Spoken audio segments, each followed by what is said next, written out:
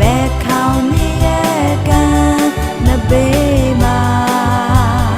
ကျိုးဆိုပါတယ်ဝင်လာခဲ့ပါအော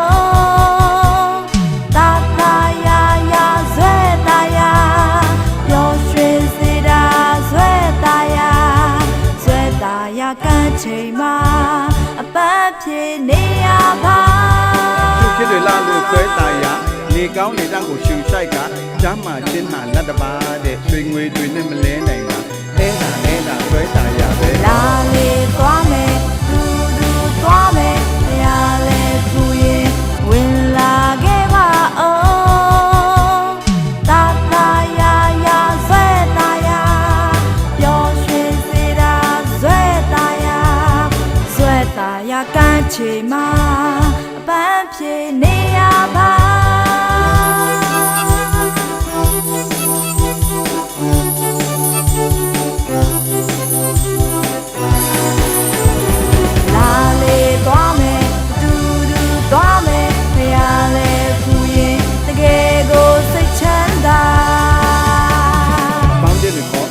ဆိုတဲ့ပြောသိငင်းစရာတွေဘေးမှာ